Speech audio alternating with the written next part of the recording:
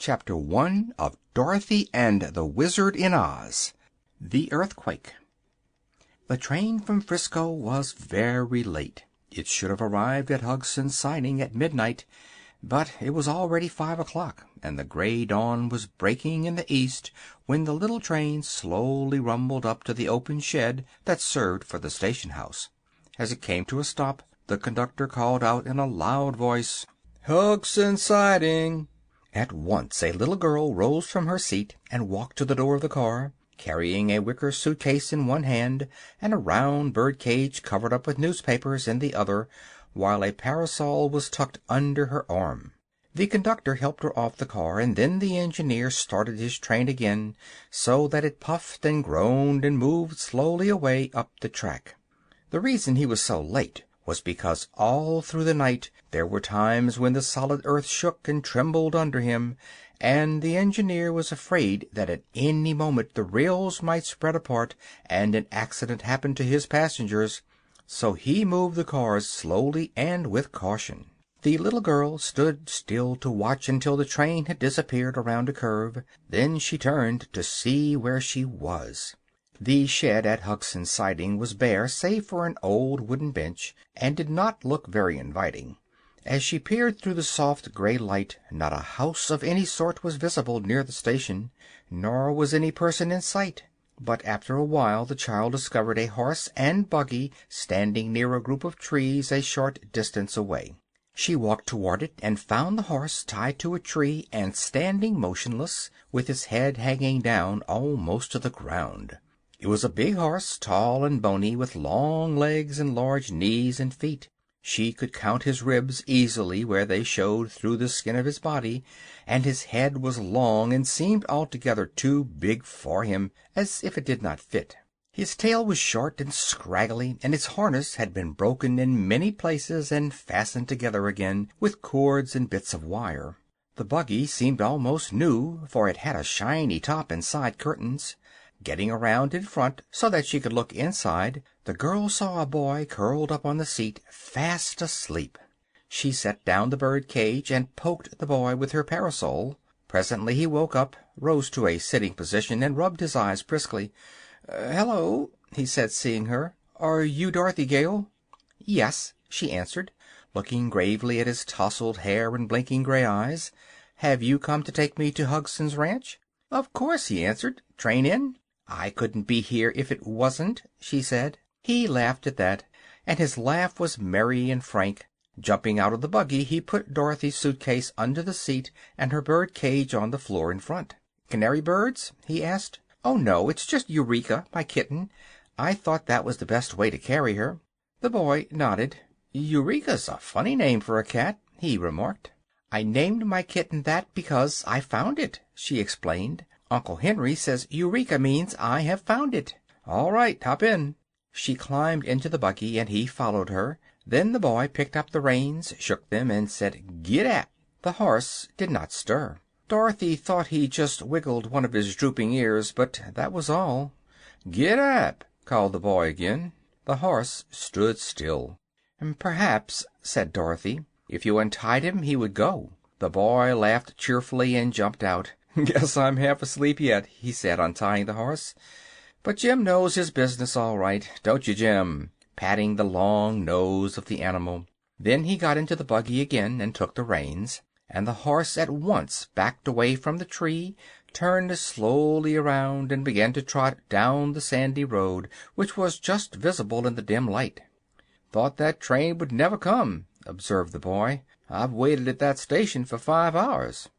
"We had a lot of earthquakes," said Dorothy. "Didn't you feel the ground shake?" "Yes, but we're used to such things in California," he replied. "They don't scare us much." "The conductor said it was the worst quake he ever knew."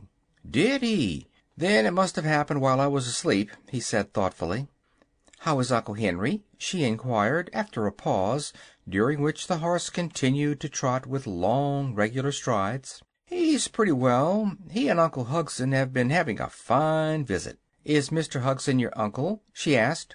"Yes, Uncle Bill Hugson married your Uncle Henry's wife's sister, so we must be second cousins," said the boy in an amused tone. "I work for Uncle Bill on his ranch, and he pays me $6 a month and my board."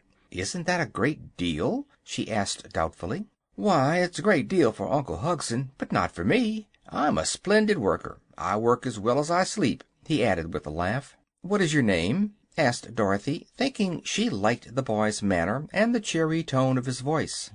"Not a very pretty one," he answered, as if a little ashamed. "My whole name is Zebediah, but folks just call me Zeb. You've been to Australia, haven't you?" "Yes, with Uncle Henry," she answered. "We got to San Francisco a week ago, and Uncle Henry went right on to Hugson's Ranch for a visit, while I stayed for a few days in the city with some friends we had met." "How long will you be with us?" he asked.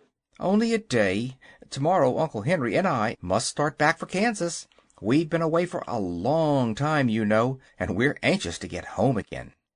The boy flicked the big bony horse with his whip and looked thoughtful. Then he started to say something to his little companion, but before he could speak the buggy began to sway dangerously from side to side, and the earth seemed to rise up before them. Next minute there was a roar and a sharp crash, and at her side Dorothy saw the ground open in a wide crack and then come together again. "Goodness!" she cried, grasping the iron rail of the seat.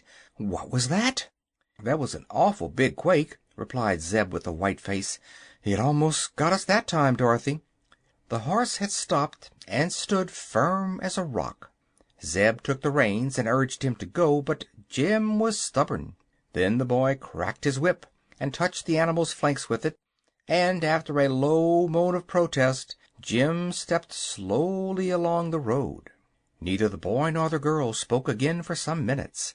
There was a breath of danger in the very air, and every few moments the earth would shake violently. Jim's ears were standing erect upon his head, and every muscle of his big body was tense as he trotted toward home. He was not going very fast, but on his flanks specks of foam began to appear, and at times he would tremble like a leaf. The sky had grown darker again, and the wind made queer sobbing sounds as it swept over the valley. Suddenly there was a rending, tearing sound, and the earth split into another great crack just beneath the spot where the horse was standing. With a wild neigh of terror the animal fell bodily into the pit, drawing the buggy and its occupants after him. Dorothy grabbed hold of the buggy top, and the boy did the same. The sudden rush into space confused them so that they could not think. Blackness engulfed them on every side, and in breathless silence they waited for the fall to end and crush them against jagged rocks, or for the earth to close in on them again and bury them forever in its dreadful depths. The horrible sensation of falling, the darkness, and the terrifying noises proved more than Dorothy could endure, and for a few moments the little girl lost consciousness. Zeb, being a boy, did not faint, but he was badly frightened, and clung to the buggy seat with a tight grip, expecting every moment would be his last. End of Chapter 1.